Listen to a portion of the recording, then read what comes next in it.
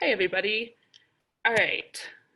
So before we start, let's kind of just get a show of hands, or you can use the participant hand function, whatever you want to do, to get a show of hands for who is going to be voting for the presidency for the first time this fall. Do we know how to use the hand function? There we Or you go. can Good. use it thumbs up, whatever you Yep. want. Yeah. Okay. Okay. How many of you will be voting in general for the first time this fall? Okay. Well, either way, um, you know, we make up a large chunk of the voting population. 1 in 10 eligible voters will be members of Gen Z, and that has a large impact on, the final results. And elected officials are easier to hold accountable than private officials because they're supposed to work for the people that elected them, not themselves. And even if you're not, voting for president or even your governor, they often have independent ballot questions as well. So maybe, school funding or access to healthcare. And these decisions that you're making at the ballot box will impact your daily life. They shape, national, local, and state government, but it might even be, who handles the sheriff's office in your area, which is a huge topic of conversation lately, who handles court prosecutions, or even, the people who run public universities. Um, and, we can shape our future, but only if we show up to do so. So Harvard researchers combined Super Tuesday exit polls from 2016 and the 2020 and found that while overall turnout is much higher compared to 2016, youth vote is still staggeringly low. I'm originally from North Carolina, and that is so depressing to see that it is down 9%. And it's just, we have the power and the chance to make a difference, but compared to the amount of people in the 65 plus range that are voting, we really can't, chalk up to that if we're not going out and voting. Um, and overall, more young people are voting, but everyone is voting more. And so it's really not that much to be proud of, especially if it's still only 19%, 11%, 5.5%. This is from the Center for Information and Research on Civic Learning and Engagement. So, and it shows that, we're higher than 2012 or 2004, but we have the greatest stake in the future of democracy and the generations ahead, but we can't sway these decisions if only 7% of us are showing up to vote. I'm also curious, and we'll get into this a little bit more, but feel free to unmute yourself. So we spend a lot of time right now talking about the elections, but you're probably doing that on social media. So what motivates you to share something on social media? Why do you share? You can drop something in the chat or unmute yourself.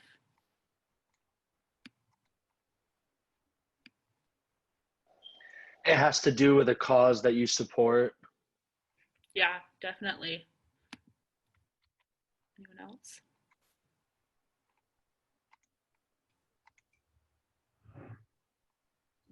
As far as sharing stories, does it have to be political? Because I mean, I really try not to share too many political stories on social media. Yeah, it doesn't have to be necessarily anything political if it's just something you're interested in and you want other I mean, people to see.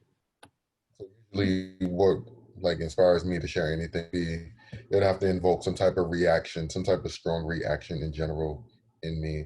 So whether I'm feeling strongly towards whatever it is, whatever political thing, or even if it's something not political, it all depends on the reaction that I have, whether I feel strongly about it. That's what inspires me to react or repost or retweet, because otherwise I really wouldn't. Yeah, definitely. When you get that kind of reaction, that often, you want to share it. You want to see how other people are interacting with it. How long does it take between noticing that you want to share it and the actual act of posting that retweet or like sharing it to your story?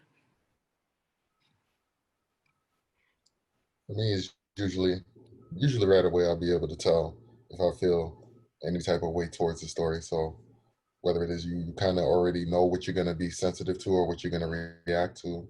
So when you see something like that and kind of, rides with what you believe, you kind of just inspired to go ahead and retweet that or whatever it is. Yeah, it's usually a pretty instantaneous, pretty quick turnaround between what you're seeing and what you're sharing. Okay, so quickly before we get into everything, my name is Taya Barrett. I am a freshman at the University of Pittsburgh. So you know, I work for MediaWise, the Poynter Institute. I also write for my school's newspaper, the Pitt News. I'm majoring in political science and journalism. Yeah, that's my Twitter handle. Feel free to follow. Doesn't have anything too interesting or important, but yeah, you can feel free to engage with me there. I apologize for misspelling or mispronouncing your name. You're fine. It's really common. I was never in broadcasting, so that's fine. It's fine. Yeah, so as I said, the MediaWise Voter Project is a nonpartisan, nonprofit group. It is funded by Facebook, and we have partnerships with Students Learn, Students Vote, Complexly, which is Hank and John Green's media company, and the Campus Vote Project. We are a group of college students from all across the country.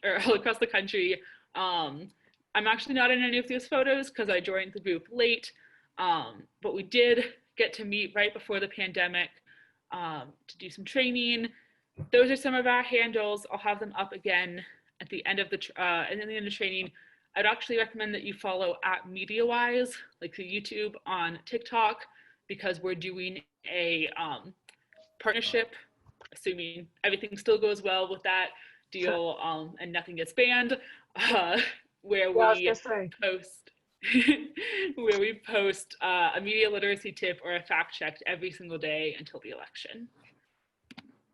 We also have ambassadors, so you might see some people that you recognize here, like John Green, Christiana Manpour, Joan London, Tyler Oakley, Lester Holt, Dave Jorgensen. I love him. He's hilarious. And they all just, produce content in their particular fields, really just helping us get our message of media literacy out there. I haven't updated this in a few days, but we do have some new ambassadors that we just announced. Okay, so this is the scope of the problem that we're dealing with. There are influence operations from all around the world. You've probably heard of Russia and the Internet Research Agency, which spawned 187 million engagements on Instagram alone from 2015 to 2018. So Russia isn't the only one doing this. And actually, like, the bulk of misinformation you're going to engage with isn't going to directly come from Russian bots. It's going to be people, your friends, your family, your coworkers. But when they start to poison the water holes and it starts to spread out and out, that's where we have a problem.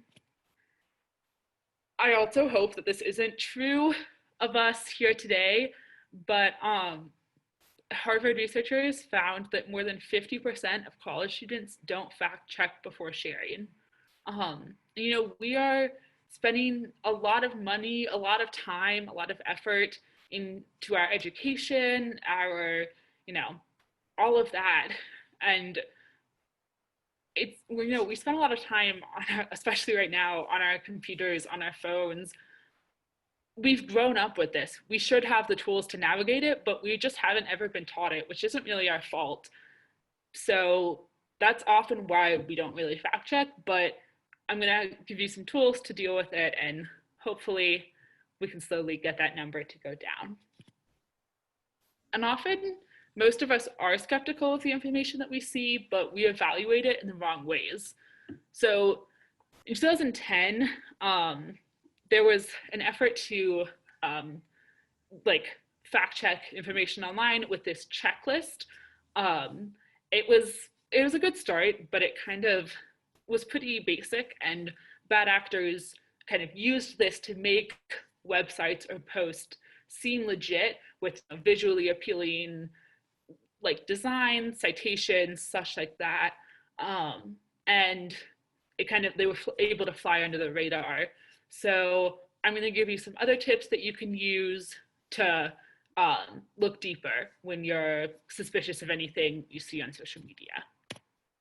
But before we get into how to navigate online information, I also want to urge you to use less of it. I thought this meme was funny, but this is a graph from the Nielsen Company, which has been collecting and measuring data since the 1920s, and they track consumption patterns over time. And this is what they found in 2018 about media consumption in the US. That orange bar is 2.5 hours on average that adults of all ages spend on apps alone on their phone, which doesn't include texting or emails. And obviously we use apps at a greater rate than other age groups. We use social media a lot. I know I do, and I get overwhelmed with the amount of information that pops up. So we all need to take breaks for our own sanity. It'll give us a clearer mind to really dissect and look critically at what we're scrolling through when we, actually are going back onto these apps. Okay, here's my roadmap for today. We're going to talk about the biggest threats of misinformation that are out there, then we're going to go over how to shield yourself from false and misleading content on social media, and we'll talk a little bit about some spooky stuff with AI and disinformation.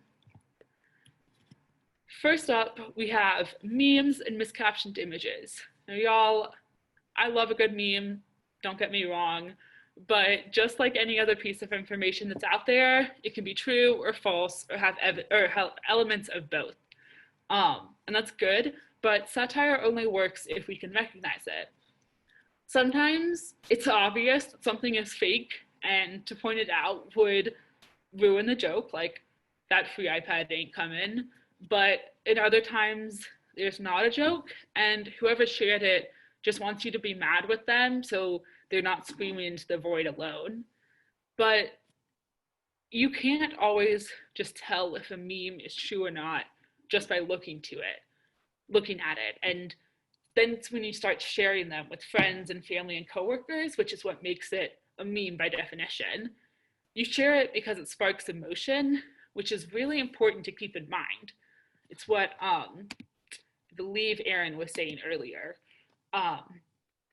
We spread content, we share stuff because it sparks an emotion. It makes us angry, emotional, or anxious. And this is something I find really, really important about misinformation and disinformation, and really just any content you're engaging with online. It's important to know that emotions are driving you to share or publish. Misinformation spreads because people are quicker to identify with emotion quicker than you realize. So it's not even just, you see something about a political party you don't agree with and you get really angry. Sometimes it can be a post that really agrees with your reality and makes you really hyped up and feel good about something. And so you share it really quickly without taking a second to stop and think, well, what if this isn't true?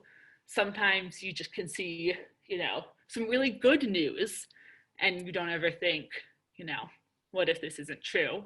So just always remember to stop and think, how am I reacting to this? Is it sparking a big emotion? And do I need to take a step back and think about it? Memes are something that people think of as harmless, but you can share it really quickly and it can give people the wrong idea really fast, which is how they spread. Number 2, we have fake local news sites. Neiman Lab, which is Harvard's Journalism Research Institute, gathered a list of partisan websites that masquerade as news organizations. The color coding is a reference into whether they lean Democratic or Republican. they often publish false or misleading stories. They might recirculate old stories to kind of draw up some emotion, or they can post real articles. And they look credible not just because they have legit designs or something like that, but also because they don't have much competition.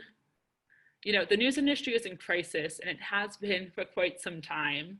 This is the most shocking and saddening part of my entire presentation for me personally. Me too. So, as you can see here, all the counties that are in yellow or red either have one newspaper or no newspapers. And so, you know, I'm here talking about how we don't want people to spread misinformation, but if they don't have access to reliable sources of information, we can't really blame them for, you know, not trusting what they're reading or not, you know, having true information to spread. And so if they don't have a robust news environment, you know, where either they are having multiple newspapers kind of looking deeper for intense stories or trying to get good, reliable informations, they really just don't have somewhere to turn to hold their elected officials accountable. And it's really just kind of really upsetting because, you know, as I said up top, it's not just the national elections that matter, it's these local ones. And as much as we might love our national newspapers, they're not going to cover, you know, Wyoming politics. Now, by newspapers, you're meaning all news organizations, or strictly, I mean, these days, I mean, there are some organizations no longer printing papers. So I'm not 100% sure, but I'm almost certain that this refers to anything that kind of like publishes in a newspaper format. Okay. So like it can be online, but it wouldn't be like a TV station, right, or like a magazine. Yeah. Next up, we have manipulated video. So most of us, you know, if we're in college, we have some basic video editing skills, and we can make something real into something fake in a matter of minutes. But that can be pretty dangerous. So here's a short clip with an example. Yeah, that's right. Overnight, Twitter posted a warning label on another tweet from President Trump, this time calling it manipulated media, basically that it's designed to mislead. The clip posted by the president shows a viral video. There it is, of those two toddlers, one black, the other white, hugging. You may have seen this one before. But in this new version, it's layered with ominous music and a fake CNN graphic that reads, "Racist baby, probably a Trump voter." The original real story from last year was about a friendship between the two toddlers. And it comes the very same day that Facebook removed.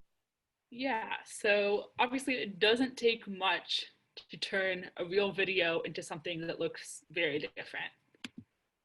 So here are the three main ways someone might use manipulated video to deceive you. So first, the whole video is there, but it's missing something. Maybe other videos that tell the whole story, or the clip you're seeing is out of context. Second, it's intentionally edited to display a certain point that isn't true, like with the example that we just saw, or it's spliced around kind of to cut something the producer doesn't want you to see. Or third, it's completely doctored or altered and faked to misrepresent what's being shown. Okay, now that we're through kind of the things that keep me up at night, here's what you can do to, you know, protect yourself and sort through what's fact and fiction online. So this was the checklist that I was talking about up top. You might not have ever seen this, but some of the ideas you might have put into place like previously. Stanford researchers developed this, and their intentions were good. But people who do want to share mis and disinformation got better and better at going around it. So if there is one slide that I want you to remember at the end of my presentation, it is this one. And I'm going to show it like 3 more times because it's that important. All information carries bias because human decisions go into producing it, but that doesn't mean that all information is equally valuable. So the researchers at the Stanford History Education Group decided to figure out how professional fact checkers determine what information is valuable and what information is not valuable compared to how students evaluate information online. Students usually use kind of that checklist method, but fact checkers usually asked some version of these 3 questions. Who is behind the information? So public officials and certified news organizations are more likely to have credible, fact-checked, and peer-reviewed information. So trying to see who the author may be connected to could give you a glimpse into what motivations they have to bring you information. What evidence do they use? So even if you assess that the author is credible based on prior knowledge, kind of look beyond the headlines to see how the claim is proven and be skeptical, especially with citations, data, and statistics, and look to the methods and assumptions behind each claim.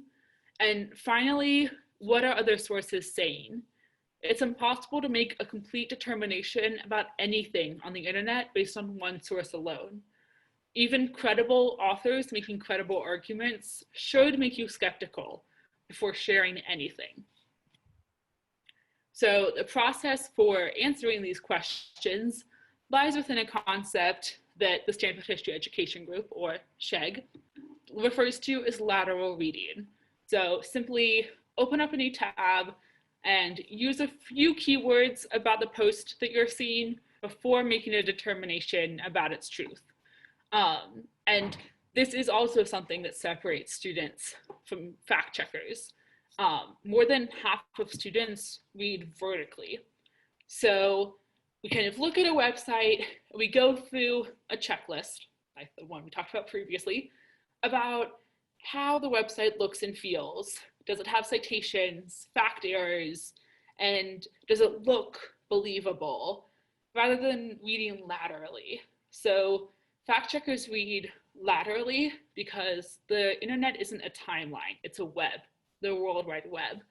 So what they'll do is, open up a new tab, do a little Google search, kind of use some keywords from the post or the previous article they were on, compare information, use sources that have, different political leanings.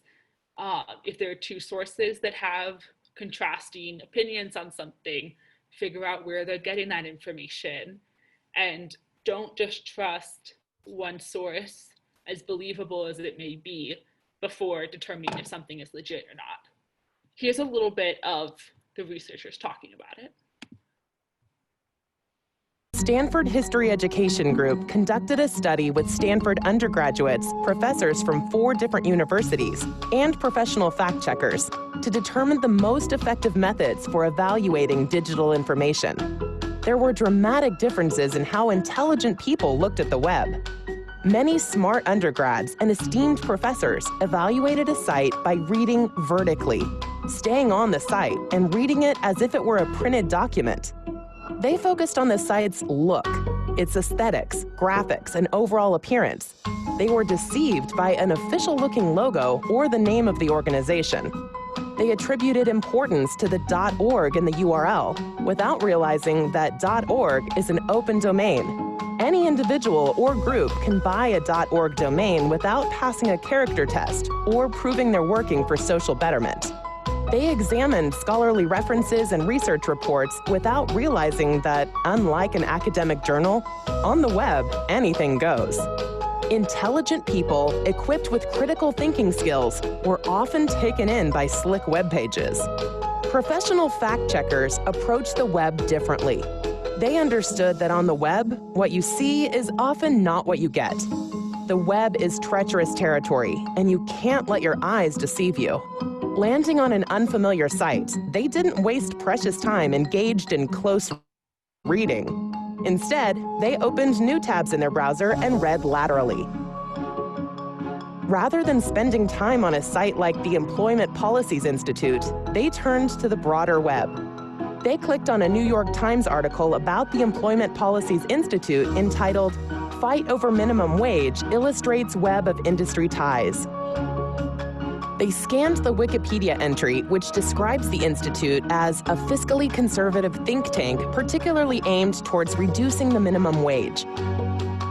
Its staff worked for a public affairs firm owned by Richard Berman. A search for Richard Berman leads to a 60 Minutes report which labels Berman as Dr. Evil for his use of nonprofit front groups that advocate on behalf of his corporate clients.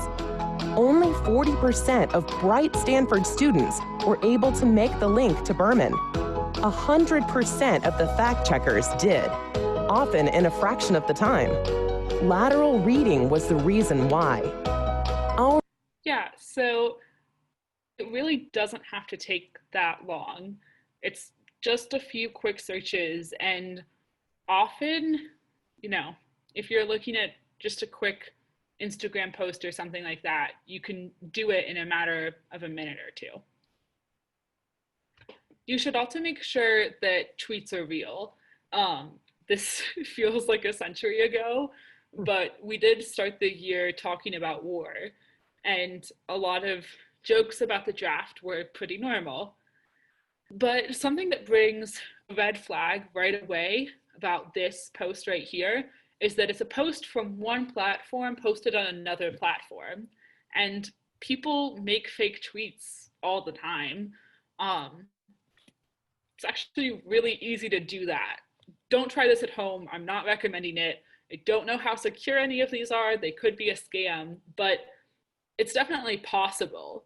So the first thing you would do if you saw a tweet like that would be to follow the Sheg steps. So first, check that it's the right account and go to the original source, which would be Trump's Twitter account, to see if it's real.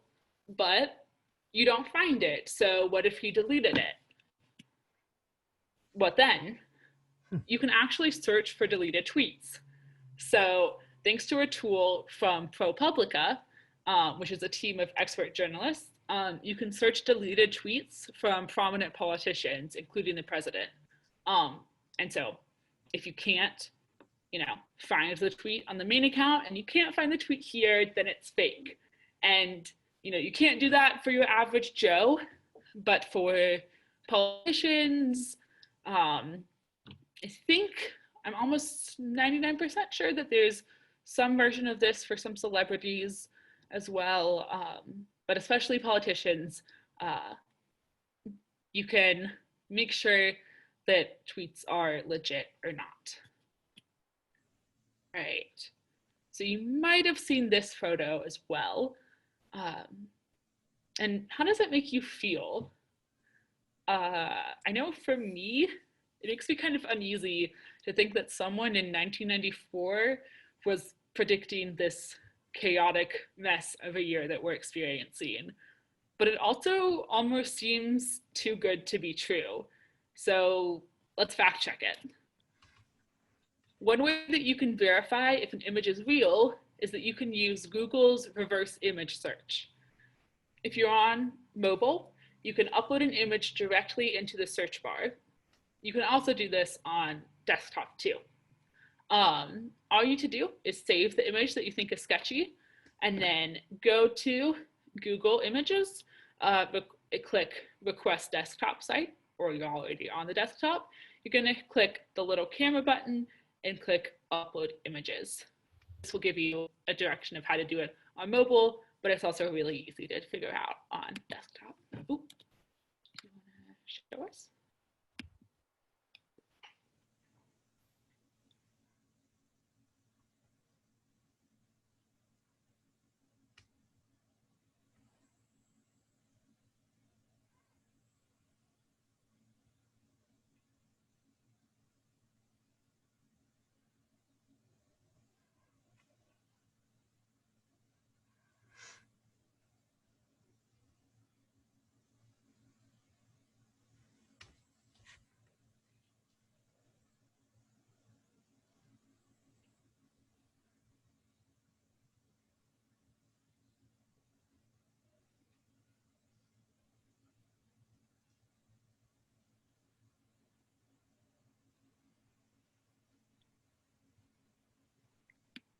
So yeah, as you might have seen there, um, this was definitely not made in 1994.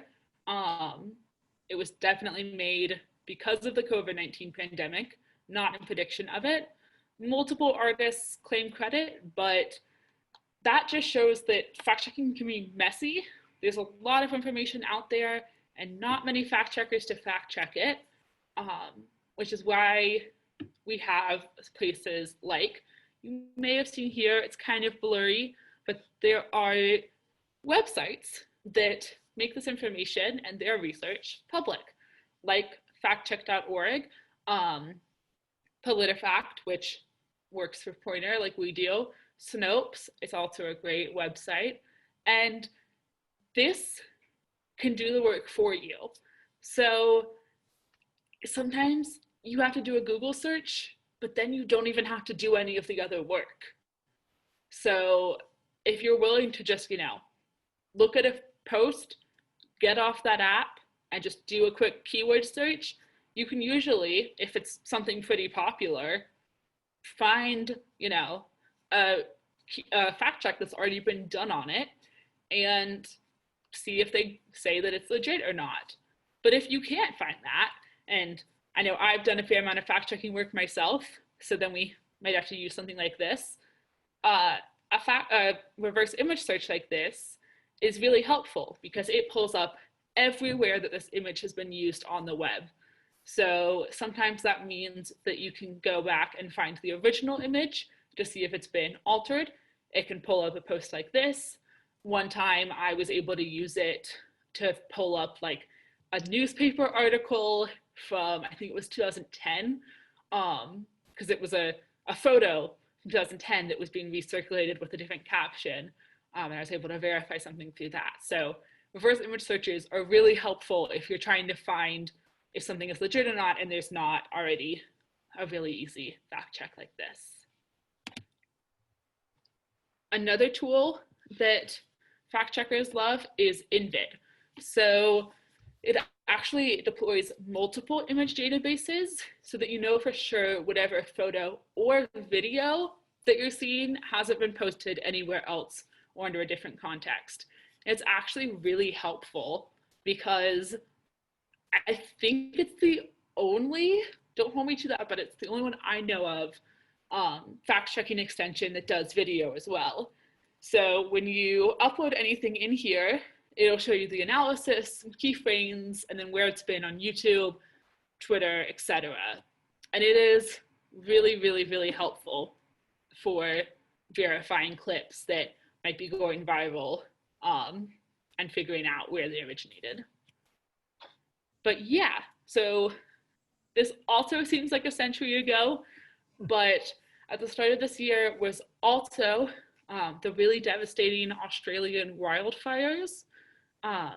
And this photo, appears to show just a snapshot in time of all the devastation that was occurring, but it's actually not quite what's happening. Of us.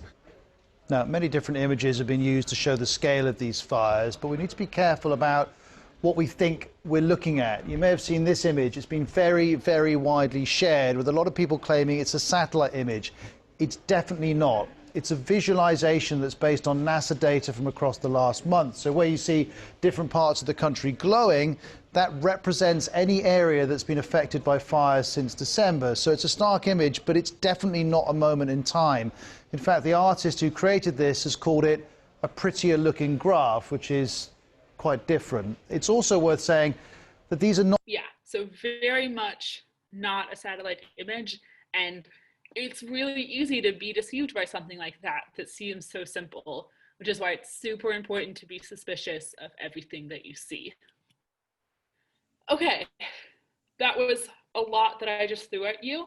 I hope that some of it was helpful, but before we keep going, I just want to make sure that there aren't any questions. Feel free to unmic or unmute or drop it in the chat. And all those, the main fact-checking sites that you mentioned, we have links up on Blackboard for the course, PolitiFact and Snopes and what was the other one? Factchecker.org, as well as a couple others. But yeah, I find those to be about the best. Yeah.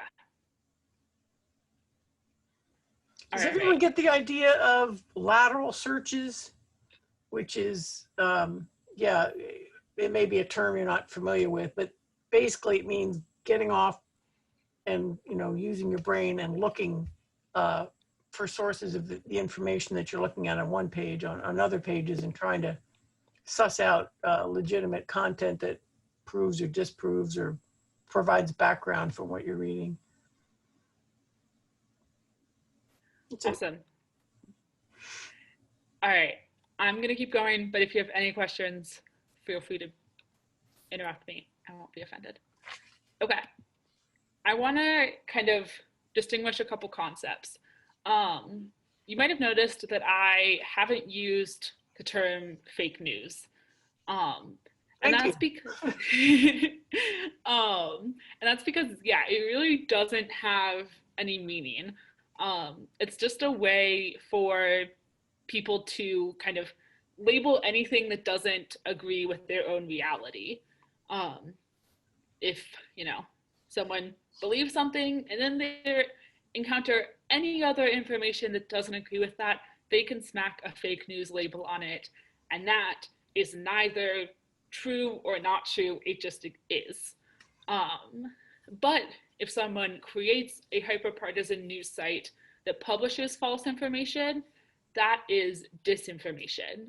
And then if your Uncle Jerry shares a story from one of those sites, that is misinformation. And none of that is, or is not fake news, it is disinformation and misinformation.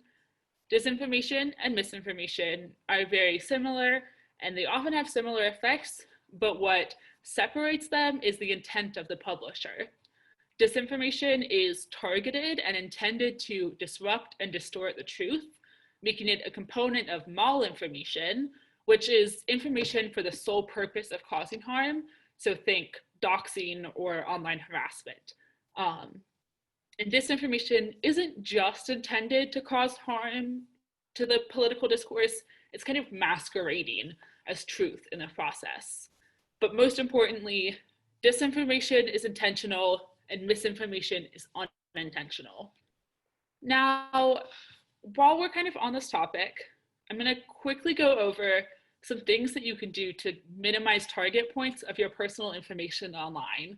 Because again, I know we all spend a lot of time online and it's important to protect this. So you should always use multiple strong passwords, and you can also turn two-factor authorization on here because that will help your account stay in your hand. You can also make sure that your sensitive info isn't, you know, out there roaming the internet. Data breaches do happen, but if you update your password and keep them strong, that info isn't really helpful to anyone. You also gotta use click restraint. You know, phishing, ransomware, cyber attacks, they are a threat now. They were a threat 5 years ago. They will be a threat 5 years from now. But the number one, you know, thing you can do to avoid them is just be careful about the emails that you open and the links you click on. Colleges and universities are increasingly a target of this, but just be careful. If you want to be extra, in that cases that those aren't enough, you can also be careful and consider how you use location data, which might be, you know, sharing your location with your best friend, using your Snapchat map, posting Instagram photos with the location, you know, bring you targeted things that bring you targeted ads, stuff like that. And they can be really helpful, but they can also bring stalkers or harassers or worse. So just be mindful about what you do and, you know, maybe read up on it a little bit. You can also use a VPN. Your IP address shows your location. So if you just use a VPN, it kind of mystifies where you are to any outside onlookers. There are some free ones, but if you want to use one that costs money, you can do that as well. You can also keep a backup of your data off the cloud. This just means that if anyone, hacks in, gets a hold of your information and holds that for a ransom, you have a copy of what you lost. Now, if you want to be super duper extra, you can try to remove yourself from data broker sites. It kind of becomes a game of whack-a-mole because there's a lot of them out there. You can pay for a service to delete them all for you, but it becomes pricey. This is a big step if you're really concerned, but it's not necessarily the most important thing to do. Okay, back to politics. Technology is changing really quickly, so let's talk about deepfaked video.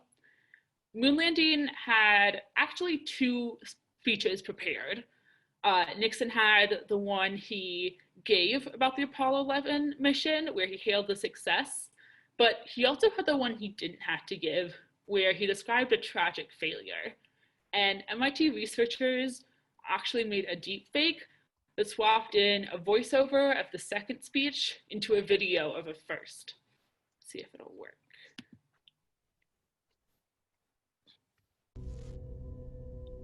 Deepfakes are audiovisual works in which the image of somebody is synthesized and can be used to make people look as if they're saying or doing something that they might not have really said or done. The term deepfake is a combination or portmanteau of the terms deep learning and fake. It's fake because it's synthesized, it's computer generated, and it's deep because it's based in a particular artificial intelligence technique called deep learning. Deep learning is an advance in artificial neural network-based approaches. Originally, they were based on a very much simplified model of the neuron. In fact, we now know that the neuron works with much more nuance than we have in artificial neural networks. In typical artificial neural networks, we try to find statistical patterns, regular patterns within the data, and map that to some kind of output. So what do those data points have to do with video data? Imagine every single pixel in video data when you freeze it at one particular instance. Then you can say that a video is a sequence of these frames. Each one could be composed into a number of different pixels. The input data, in this case the source, is the image of an actor, Louis D. Wheeler. He's giving the same speech that Nixon would have given if the moon landing had been unsuccessful, tragically. The output data, or the target, is a synthesized image of Richard Nixon giving that same speech. So instead of having the full video data, you have a smaller set of data points that might represent key features such as the chin, the mouth, the nose, the eyes. It might also recognize other patterns that a human wouldn't necessarily recognize within the data that the computer can latch onto, so to speak. The case of audio works in a very similar kind of way. You take that rich data, which is the audio data of the actor giving the speech, and then you reduce that down to key features. You think about that as an audio voice print of the initial actor. Then you take that audio voice print and you're trying to synthesize it to match the audio voice print of Richard Nixon himself giving the speech. You could imagine a deep fake as creating a synthetic Nixon that takes this rendering of this beautiful speech and Richard Nixon's other speeches and merging them together. So now you have that speech being given in the way that Richard Nixon normally would speak. Yeah, so it poses an interesting question, because what would the world be like if he actually had to give that speech, but a simple Google search would reveal that this wasn't a real speech, because there would be articles about the tragedy of Apollo 11, but it really, deepfaked video is mostly a feature problem, because as you could see here, it takes a fair amount of work. It's becoming more common, but it's still something that you shouldn't worry about as much as, the other components of misinformation I've already presented. However, there are still some things that you should be concerned about. Oh, yes. If you see something you think is suspicious, like a deepfake video, you could always use these 3 steps to figure out if the video is legit or not. But this is a list of public comments to medicaid.gov. And if you take a quick skim of them, they look pretty legit. But they're actually bots. And this has been a problem more than once, as the FCC couldn't determine real responses from fake ones when taking comments about net neutrality, because there were more than 1 million fake ones interwoven within the real ones, which is honestly very scary, but I also just find kind of funny, if we're being honest. But if you don't know exactly what a bot is, they're any sort of algorithm that you can pretty much put any assortment of words that you want out into the wild web. And some of them are good, like this one that posts the words that the New York Times uses that they haven't used before. Highly recommend. I follow it on Twitter. Lizardhead is one of my favorites. But there are also bad bots that stir the pot by latching on to controversial posts to inflame public opinion, because bots don't just appear out of nowhere. They're made by humans and they carry all of our biases with them. And thankfully, though, bad bots are relatively easy to spot. Twitter recently removed a bunch of ones specifically about QAnon, which I'm not going to get into, but they're all over the place, especially on Twitter, because it's pretty quick and fast-paced, which means it's easy to share what a bot is circulating without knowing. But you can usually tell. They post often and at set intervals. They have no followers, lots of fake ones, and they post the same stuff with lots of hashtags. But you can view account analysis. This is actually no longer on Twitter. There's a separate website, but you can view account analysis and see the rhythm of any account and how they tweet. So, this account that auto tweets King of the Hill moments is pretty clearly a bot because it posts every 30 minutes. But it's, a good bot, so it's okay. But you can also use account analysis to see what hashtags a user is using and, just kind of how they're interacting on Twitter. Another tool that I really, really like, and I would recommend you spend some time poking around in, is Hoaxy. Hoaxy visualizes the spread of claims from tweets or articles to tell how many bots are circulating content. It can load any tweet in the past 7 days and show the web of shares. So here you have a claim from a Gateway Pundit article, and it shows how, any sort of tweet got reactions from likes or retweets and how they're all connected. And then you can also see, whether it was a bot or a human. And I find this fascinating because it really does just show how misinformation spreads and why the work we're doing here is so important. Okay. Conspiracies. Now, I love a good conspiracy theory. They're fun to talk about, they're fun to joke about, don't get me wrong. And they're everywhere. If I was here to just debunk one or all of them, I would go over my time. But we're going to quickly touch on 2 points. 1, why they resonate, and 2, how to talk to someone kindly about it. Ultimately, people relate to conspiracy theories because of either implicit or explicit anxiety to the outside world. There's almost always a distant other that brings fear, whether it's the government, new technology, or at worst, a group of people. So for instance, the pandemic and following stay-at-home orders created an immense and widespread anxiety about the future, which is still a huge problem.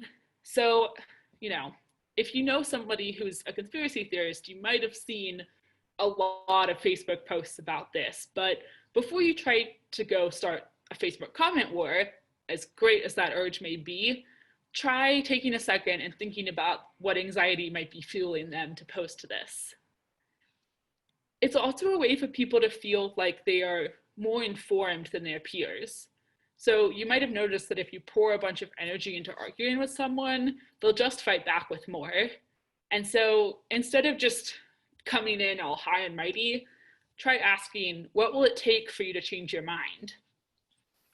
But also, expert psychologists find that people who believe conspiracy theories actually have a large need for uniqueness. So they feel special because they've obtained secret information that is typically unavailable to the educated elites, which comes from a 2017 study from the APA, which just means, again, that you can't just come in like with the mindset that I know everything and I'm gonna teach it to you.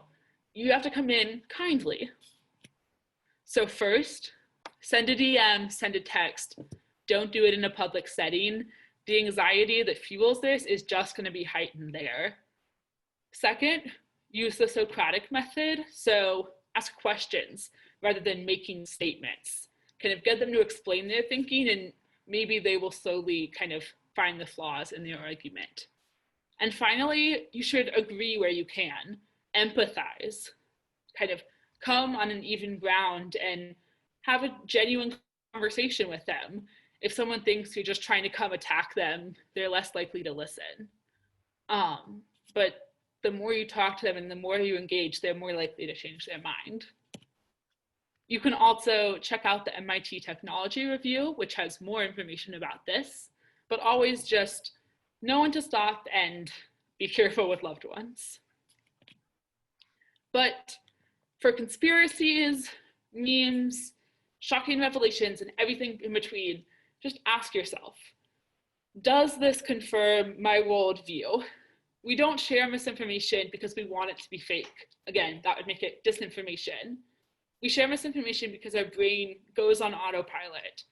We use our experiences to base the way we think of the world and what's happening in it.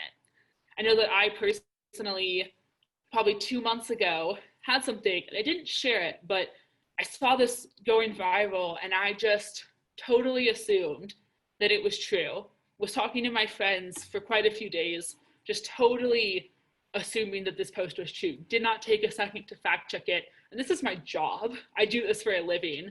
And I just totally, it agreed with my worldview. It made me angry. I totally believed it. And it wasn't until I actually had to do a fact check for MediaWise that I found out that no part of it was true at all. And it was totally made up.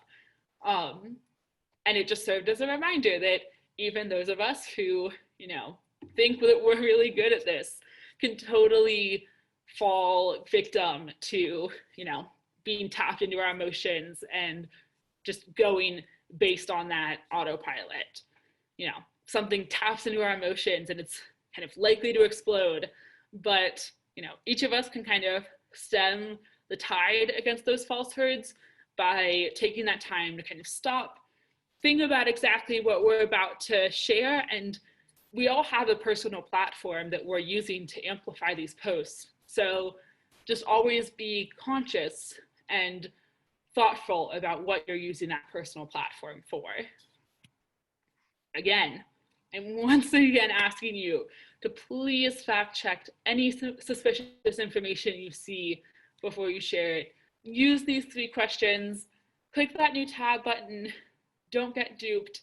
It is so easy and so quick, and I promise that the more we do it, the more thoughtful and educated we can be, the better citizens we can be, the more informed we will be when we go to the voting booth, and just overall, the better we will be when we interact with each other, and the better consumers of digital information we will be. Questions? So what was the conspiracy or whatever that you passed along that you believed it and then found out it wasn't? It was, who actually was it? I don't remember who said it.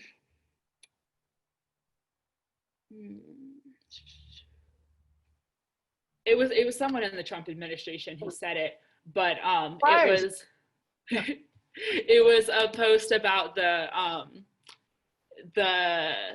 you know, school shootings, and like if we go back to school, only like 0.02% of kids will die from COVID, which is only like 14,000 kids, which is how many kids die from school shootings. And it turned out that none of those numbers were legit, and she never said that. And I just totally fell victim to that, tapped into my emotions. And I was like, that made me so angry to think that we were sending kids back to school during COVID, and to think that she compared it to school shootings. And I just totally fell victim to it. Interesting. I have another question. Sorry. Go ahead. If somebody is caught, like, you know, like doing, miscreating information, I don't know how to say it, like, you know, like creating disinformation. Yes, they can go to jail for it. If you actually find, like, you're 100% sure that information came from exactly this computer, this person, or can they go to jail, or there is any laws that? I think it depends kind of what the topic was.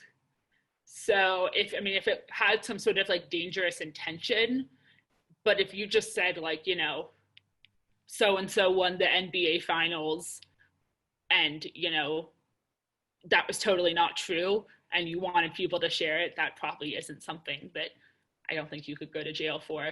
But if you were trying to specifically spread like a lie about, you know, I'm trying to think of something that isn't directly related to current events, but I'm sure But terrorism, for instance, or something.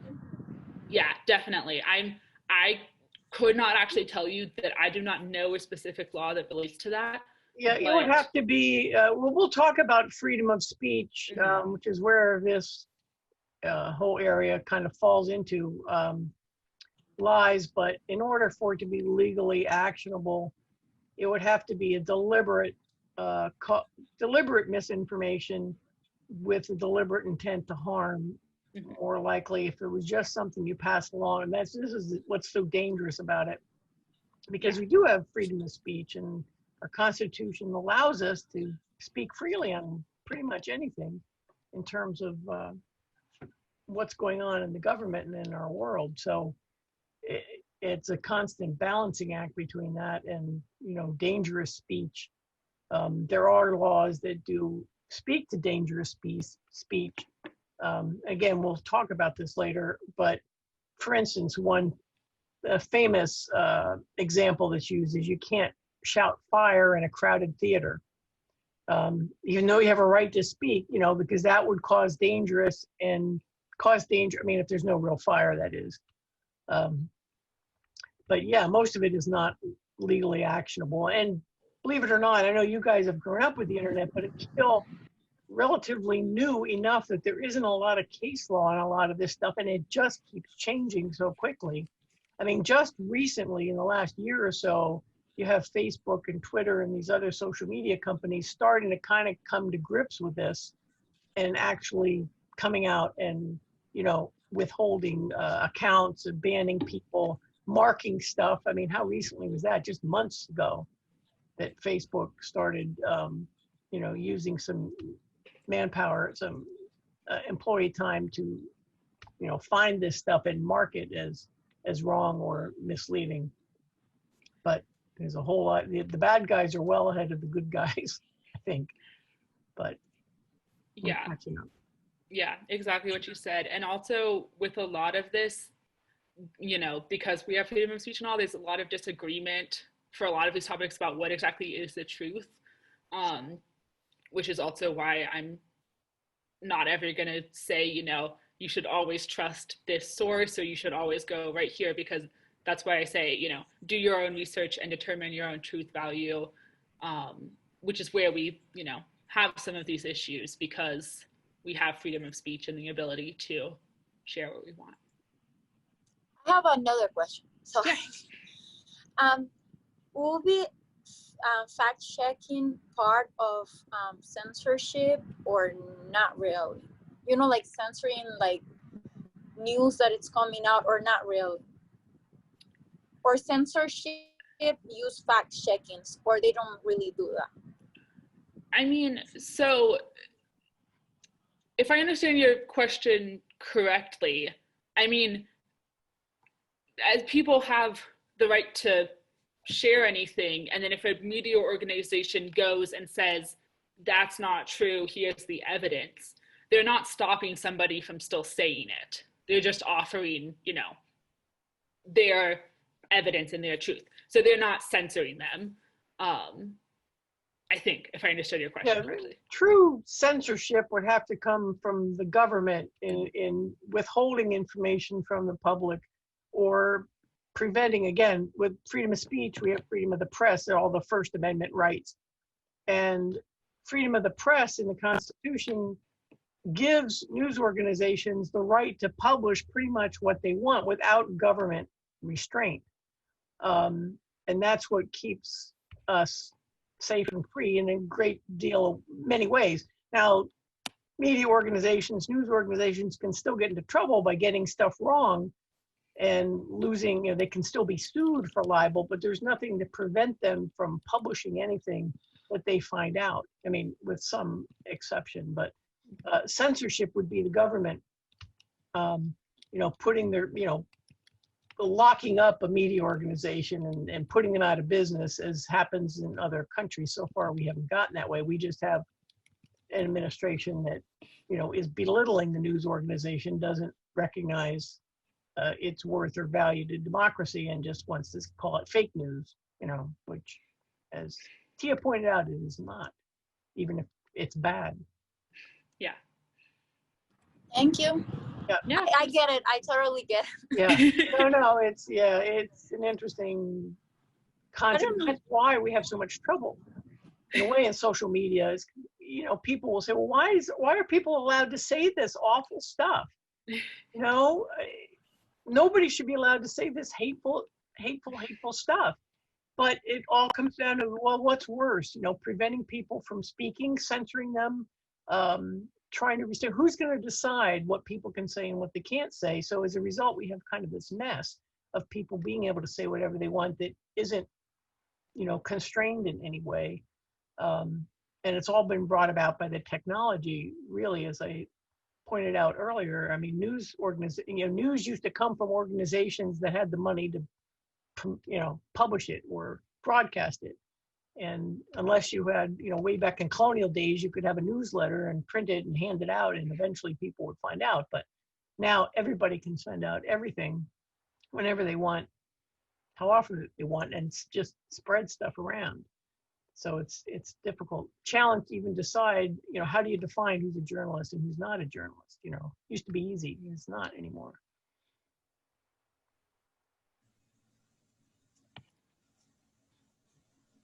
Anybody want to say anything hopeful? I mean, I take great hope that this project has even been launched and is out there trying to get people, you know, convinced of the right way to handle social media. And I can only urge you in your own social media dealings, however it is, as Tia said, to be responsible. And, you know, when you see something that you don't think is right, do confront it, but I mean, in a nice, happy way. I mean, you know, as everybody has seen, people butting heads against each other just doesn't get us anywhere. You know, just watch TV often enough, CNN or Fox News or whatever you watch, and it's just people yelling at each other. It doesn't accomplish anything. You know, it takes a lot of work to do this stuff right and to find out. And sometimes I will, you know, I'm not a great social media worker because I've got other things to do. As Tia said, you shouldn't spend so much of your life on it as people do. But if I see something I think is particularly egregious or wrong, I sometimes will just simply post a couple legitimate links and, you know, here's the real story, and hopefully somebody will get it. And, you know, but it's infuriating to me sometimes, a question. Anybody have anything else for the good of the order? Tia, it was a very good presentation that was put together. Appreciate that. Yeah, thank you. I mean, there's like, sorry, I talk too much. I think No, please do. Go ahead. Nobody else is. You might as well. Sorry. You know, it's like interesting because I have, you know, like little siblings, and sometimes they're like watching stuff, or like my sister told me, oh, because I said in the discussion board that I don't really watch news. My sister, she's 13 and she watches news, and she's like, oh, you read this, but like sometimes, you know, they don't really know what is true and what's not true, and it's, you know, helpful because now like we can have the knowledge and tell them, like, you know, guide them, or if somebody has kids or something, or I don't know, people who just believe everything. It's just amazing to see how easy it is to like change a video or pictures or like anything, like, basically. Yeah.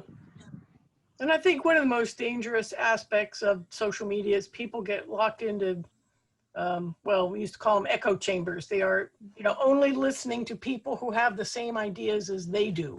So therefore, everything they say and believe is being spit back to them all the time and reinforcing their beliefs. And they're never exposed to any other ideas. You know, they don't go looking for the other side of the story, the way the so-called mainstream media, you know, used to be really good at this. You know, you could read a local newspaper and you'd get, you know, here's this side of the story, here's that side of the story. You make up your own mind, you know.